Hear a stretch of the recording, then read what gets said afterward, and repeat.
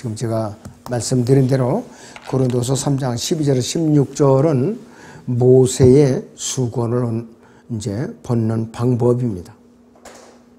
사도 바울이 말하는 방식에는 특이한 방식이 있어요.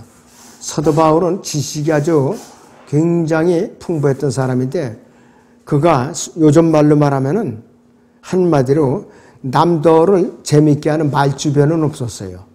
자, 과장하는 말이나 말의 지혜를 결코 사용한 적이 없어요. 복음을 전할 때 다만 그는 열성을 다해서 담대하게 전했을 뿐이에요. 그래서 사도 바울은 자신의 말이 너무나 숨김이 없고 솔직했기 때문에 비록 언변에 있어서는 서툴지만 그리고 자기를 그렇게 표현을 했어요. 비록 언변에 있어서는 서툴지만 그랬어요. 자, 고린도후서 11장 6절을 보세요. 한번 우리 같이 보죠. 비록 언변에 있어서는 서툴지만 지식에 있어서는 그렇지 아니하노라. 오히려 우리는 모든 일에 있어서 너희 가운데서 온전히 나타내 보였느니라. 홍대가 너희를 높이려고 나 자신을 낮추어 하나님의 복음을 너희에게 값없이 전했다고 해서 너희에게 죄를 진 것이냐 그랬습니다. 여기서 하나님의 복음은 그리스도의 복음이라고도 하고 은혜의 복음이라고도 하고 나의 복음이라고도 하죠. 은혜의 복음, 나의 복음, 하나님의 복음, 그리스도의 복음, 또 여기서 로마서 1장의 9절을 보죠. 뭐라고 또 말하고 있는가? 로마서 1장 9절에서는 아들의 복음이라고 합니다. 그러나 아들의 복음, 은혜의 복음, 하나님의 복음, 나의 복음, 또 이런 식으로다가 표현을 하고 있어요. 하나님의 복음. 이 은혜의 복음인데 5가지 용어로다가 표현하는데 그것이 똑같다 그 소리예요. 그것이 여러분들에게 혼동을 하면 안 돼요. 그래서 바울의 습관은 이 시대에 근본주의자들처럼 교양이 있고 세련된 그러한 표현법은 아니었다 이것이에요. 그런데 불구하고 바울의 성경적 설교는 솔직함과 적절함에 있어서 늘 탁월했던 것이에요. 굉장히 탁월했어요. 고린도서 3장의 13절을 다시 보죠. 모세가 이스라엘 자손이 지금은 없어진 그것의 종말을 지켜보지 못하게 하려고 자기 얼굴의 수건을 가리는 것 같지는 아니하노라 그랬습니다. 자, 구약의 율법과 구약의 신약의 그리스도인에게 요구하는 것들이 없어졌다는 것인데 우리가 구원을 받기 위해서는 우리는 십계명을 지킬 필요가 없고 이 구약의 여러 가지 규례들을 지킬 필요가 없게 됐다 이 뜻이에요. 이 전통까지 이 랍비들이 정하는 전통까지 합치면은 600가지가 넘어요. 그럼 그거 지키려다 보면은 그 무거운 짐에 깔려서 죽어요. 지킬 수가 없어요. 그들 자신도 지킬 수가 없었던 거예요. 고린도후서 3장의 7절을 봅니다.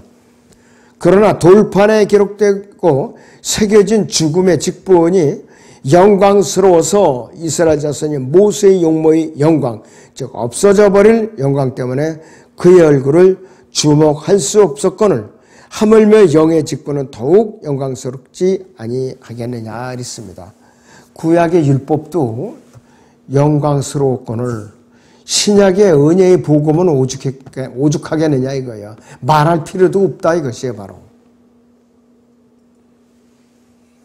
이스라엘 백성들은 예수 그리스도의 영광이 모세의 얼굴에서 빛나는 동안은 모세의 근처에 어디든지 가까이 가기를 두려워했어요.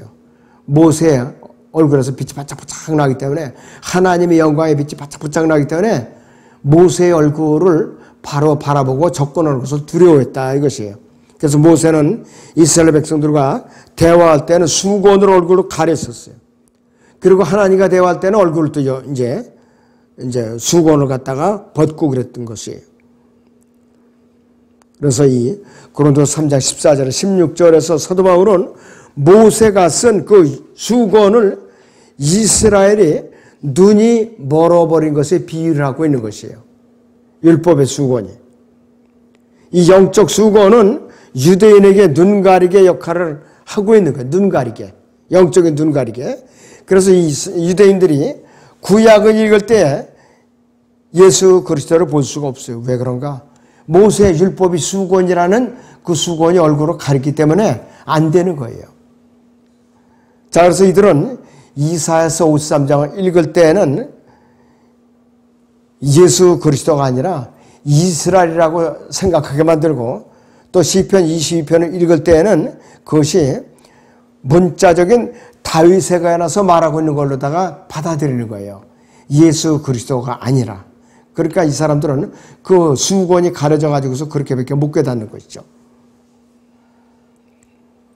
그래서 그 수건이 거기에 있는 것은 유대인들이 초림 때에 그들이 메시아 왕으로 오신 예수 그리스도를 갈보리 십자가 못 박아서 죽인 거부한 그 죄 때문에 그래요.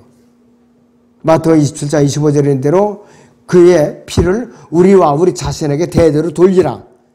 그렇게 내뱉었고, 요한복음 19장 15절에서는 종교 지도자들은 카이사 외에는 우리에게 왕이 없나이다. 이렇게 망발을 내뱉었거든요. 그러니까 이들에게는 이 모세의 수건이 아주 두껍게 가려 있는 거예요. 지금도 그렇고.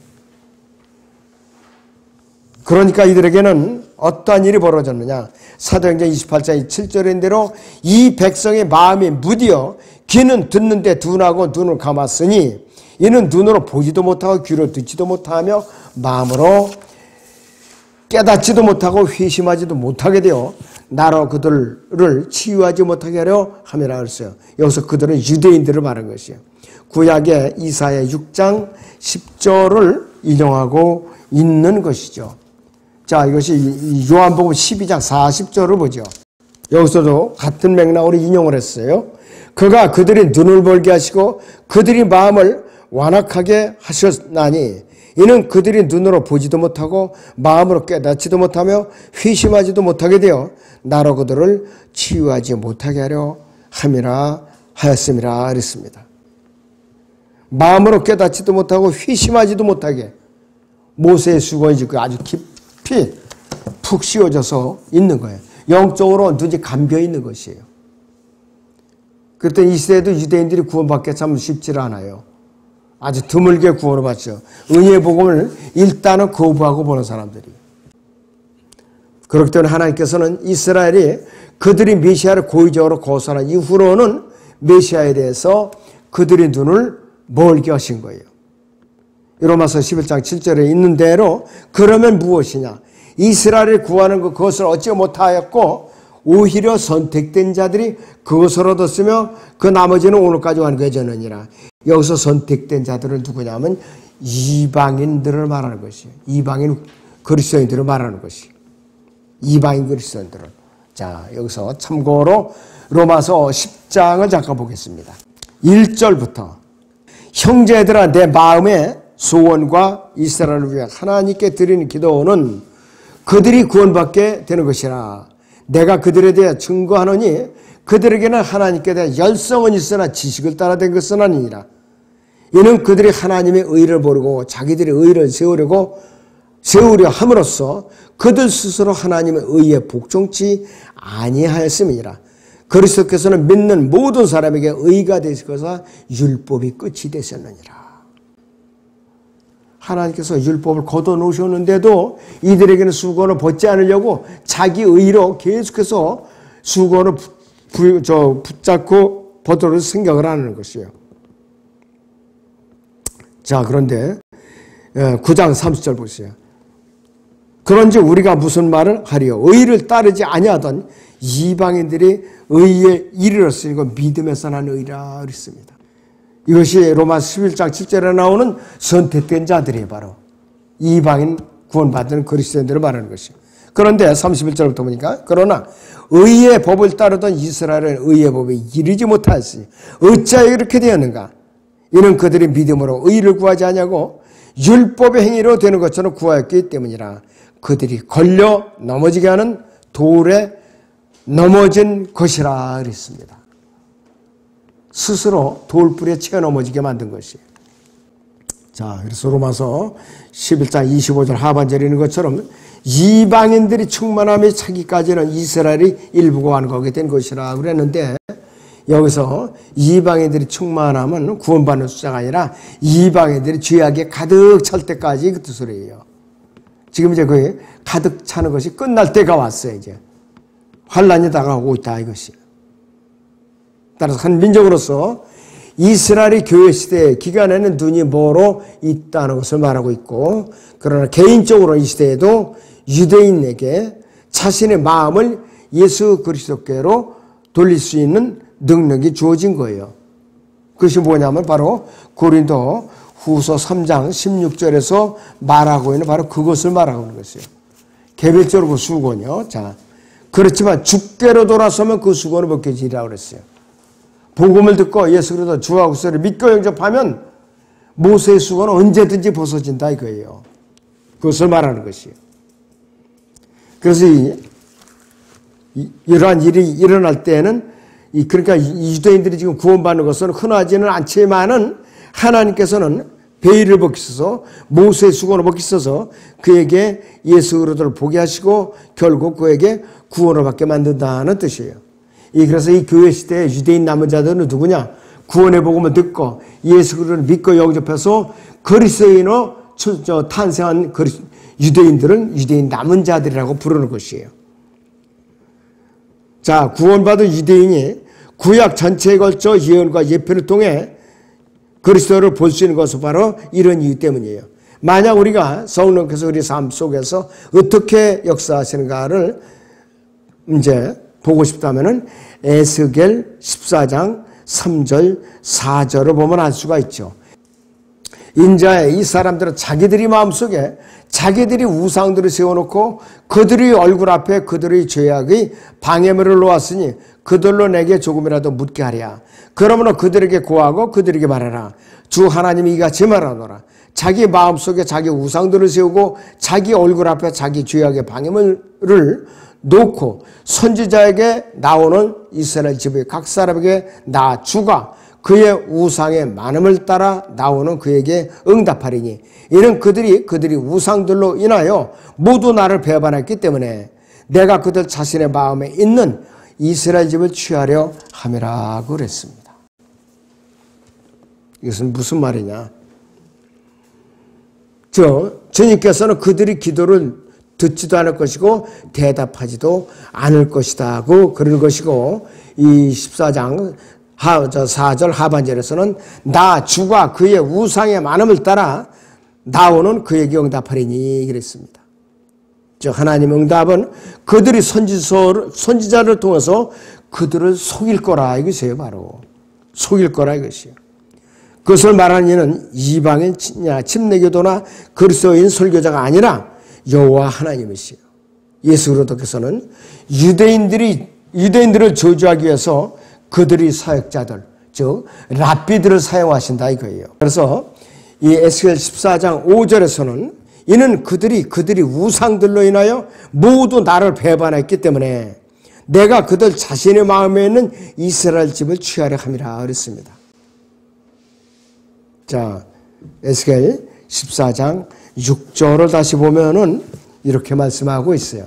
14장 6절에 그러므로 이스라엘 집에 말하라. 주 하나님이 말하노라. 회개하라.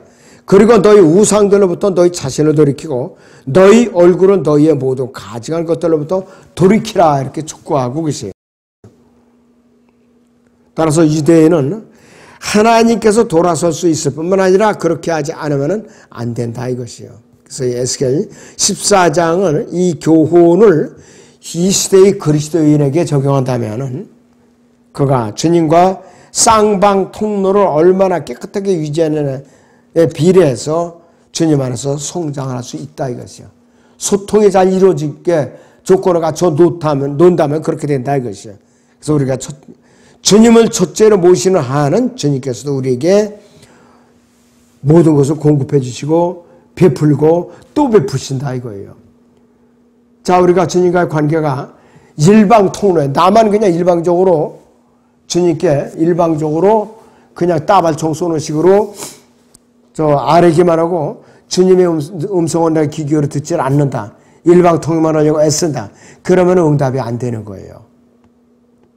그래서 이 시대에는 내가 주님과 쌍방 통행이 소통이 이루어지는가 이루어지지 않는가 수시로 점검을 해봐야 돼요.